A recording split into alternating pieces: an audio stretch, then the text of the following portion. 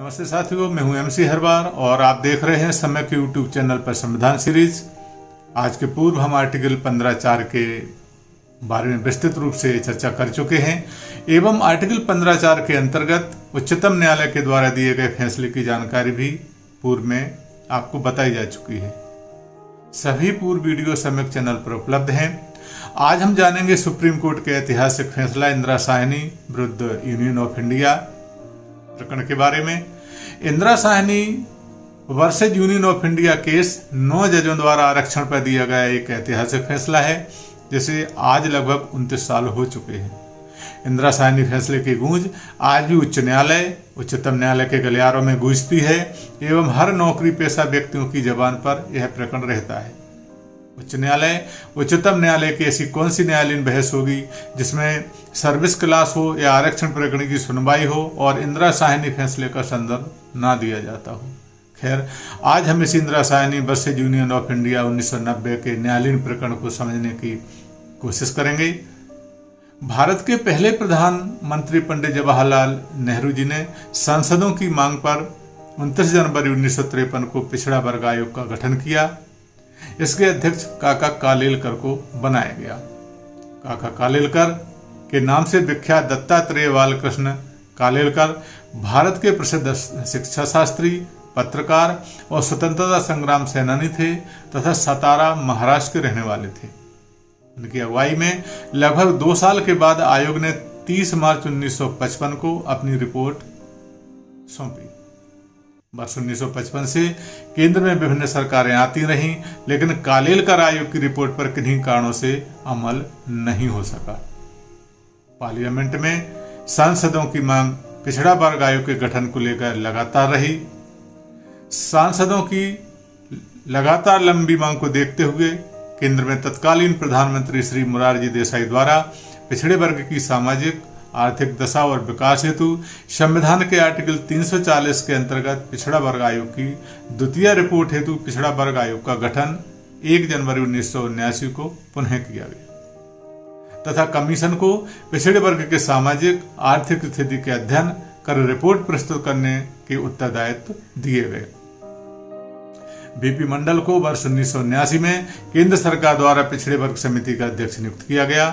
विंदेश्वरी प्रसाद मंडल एक भारतीय राजनेता थे जो भारतीय संसद के बिहार के मधेपुरा सीट से 2 बार संसद सदस्य रहे एवं बिहार के मुख्यमंत्री भी रहे एवं मंडल आयोग के अध्यक्ष भी रहे। 1945 से 1951 तक लगभग 6 वर्ष तक वह शासकीय सेवा में मजिस्ट्रेट के पद पर रहते हुए अपने कार्यों का निर्वहन किया। बाद में उन्होंने नौकरी से इस्तीफा दिया। बीपी मंडल की अध्यक्षता में पिछड़ा वर्ग आयोग ने 1980 में अपनी रिपोर्ट प्रस्तुत की। रिपोर्ट में आयोग के द्वारा 3742 पिछड़ी वर्ग की जातियों का चिन्हांकन हुआ तथा रिपोर्ट में आयोग ने पिछड़ा वर्ग के लिए 27% और अनुसूचित जाति जनजाति के लिए 22.5% आरक्षण दिए जाने की बात अपनी रिपोर्ट में की तथा सिफारिश भी की। केंद्र सरकार ने 1 दशक बाद अर्थात 10 वर्ष बाद 1990 में एक शासकीय आदेश जारी करके आयोग की रिपोर्ट के आधार पर कार्रवाई करने शुरू की।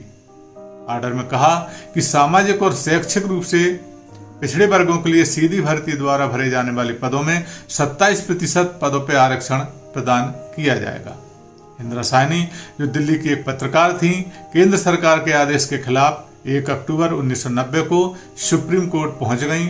उन्होंने केंद्र सरकार के जारी किए गए आदेश को चुनौती दी और अपनी पिटीशन में कहा कि केंद्र शासन द्वारा आरक्षण बढ़ाने से युवकों के अवसर की समानता कम कर दी गई है। इससे आर्टिकल 15 में दिए गए मूलभूत अधिकारों की संवैधानिक गारंटी का उल्लंघन किया गया है। आगे उन्होंने कहा कि केंद्र शासन द्वारा जाति को पिछड़ेपन का आधार माना है, जो बिल्कुल भी विश्वसनीय नहीं है, ना ही यह उचित है। आगे पिटीशन में उन्होंने जाति को आधार मानकर नियुक्तियां देने से सार्वजनिक संस्थानों की दक्षता या एफिशिएंसी खतरे में पहुंच जाएगी, यह भी कहा, जिससे सार्वजनिक उपक्रम का विकास बाधित हो जाएगा। इंदिरा साहनी की दायर की गई पिटीशन पर सुनवाई करते हुए उच्चतम न्यायालय के समक्ष कुछ ऐसे बिंदु रहे जिस पर गंभीरता से कोर्ट द्वारा अध्ययन किया गया। कोर्ट ने अपने अध्ययन में पिछड़े वर्ग का वर्गीकरण जाति एवं आर्थिक आधार पर किया जाए या नहीं, इस पर विचार किया। आर्टिकल 16(4) आर्टिकल 16(1) का अपवाद है या नहीं, इस पर भी मनन किया। कोर्ट द्वारा आर्टिकल 16(4) में पिछड़े वर्ग को, अनुच्छेद 15(4) में पिछड़ा वर्ग को सामाजिक एवं आर्थिक पिछड़ेपन के समान है या नहीं, इस पर विचार किया। इस पर भी उच्चतम न्यायालय ने बहुत गंभीरता से सोचा। आर्टिकल 16(4) के तहत राज्य द्वारा आरक्षण के लिए कोई प्रावधान करना आवश्यक रूप से राज्य की विधायकों द्वारा बनाया गया कानून या संसद द्वारा बनाए गए कानून द्वारा होना चाहिए या नहीं होना चाहिए। ऐसा प्रावधान कार्यकारी आदेश द्वारा किए जा सकते हैं या नहीं, इस पर भी कोर्ट ने विचार किया। पिछड़े वर्ग का पिछड़ा वर्ग या अधिक पिछड़ा वर्ग में वर्गीकरण मान्य किया जाए या नहीं किया जाए, इस प्रकार के तथ्य भी न्यायालय के ध्यान में रहे। उच्चतम न्यायालय की 5 न्यायाधीशों की खंडपीठ ने आरक्षण के साथ पहचान करने वाली वैध स्थिति को लंबे समय तक निपटाने में कठिनाई महसूस की। प्रकरण के महत्व को देखते हुए सर्वोच्च न्यायालय ने 5 जजों की बेंच के स्थान पर 9 जजों की बेंच गठित की। बेंच ने 6:3 के बहुमत से 16 नवंबर 1992 को इंदिरा साहनी प्रकरण में अपना निर्णय सुनाया। कहा, केंद्र सरकार द्वारा जारी किए गए आदेश को कोर्ट ने बरकरार रखा जाता है, यह मानते हुए कि जाति पिछड़ेपन का एक कारण है। आगे कहा कि सर्वोच्च न्यायालय ने फैसले में कहा कि ओबीसी के लिए केंद्र सरकार द्वारा जारी किया गया 27% आरक्षण वैध है तथा आरक्षित स्थानों की संख्या कुल उपलब्ध स्थानों के 50% से अधिक नहीं हो, यह भी कहा। संविधान ने सामाजिक और शैक्षिक पिछड़ेपन को मान्यता दी है, लेकिन आर्थिक पिछड़ेपन को नहीं, यह भी कहा। सुप्रीम कोर्ट ने आगे कहा कि अगर रिजर्वेशन के लिए 50% की लिमिट नहीं रखी जाती तो फिर समानता के अधिकार को बचाया जाना मुश्किल होगा। आगे कोर्ट ने कहा कि पदोन्नति में आरक्षण लागू नहीं किया जा सकता एवं क्रीमी लेयर के संबंध में सुप्रीम कोर्ट ने फैसले में स्पष्ट रूप से रेखांकित किया कि पिछड़ा वर्ग के भीतर क्रीमी लेयर का निर्धारण करने के उद्देश्य से सामाजिक, आर्थिक और अन्य कारकों को भी ध्यान में रखा जाना चाहिए, तभी पिछड़े वर्ग को लाभ दिया जाना उचित होगा और सरकार इस पर विचार करे। इस प्रकार Indira Sahni versus union of India न्यायालयीन प्रकरण की यह एक सारांश के रूप में इन्फॉर्मेटिव जानकारी है जो प्रस्तुत की गई है। विस्तृत विवरण हेतु उपरोक्त केस का अध्ययन किया जा सकता है। इस प्रकार केंद्र सरकार की सेवा में ओबीसी के लिए आरक्षण की सिफारिश को अंततः 1992 में लागू किया गया। यह था Indira Sahni versus union of India प्रकरण। यह थी संविधान के अंतर्गत एक जानकारी।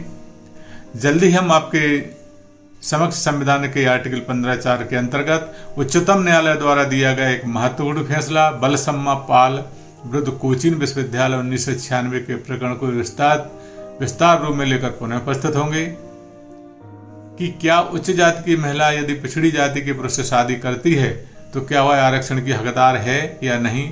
उच्चतम न्यायालय ने इसमें अपने फैसले में क्या कहा, हम आने वाले वीडियो में जाने की कोशिश करेंगे। आपको वीडियो कैसा लगा? यदि अच्छा एवं उपयोग लगा हो तो कृपया सब्सक्राइब कर बेल आइकन पर बटन दबाएं, जिससे आने वाले वीडियो के नोटिफिकेशन आपको पहुंच सकें। तथा साथ में बॉक्स में कमेंट भी दें। हमें फेसबुक, टेलीग्राम, इंस्टाग्राम पर लाइक, शेयर और फॉलो करें। आपने वीडियो देखा इसके लिए आपको बहुत बहुत धन्यवाद। नमस्कार।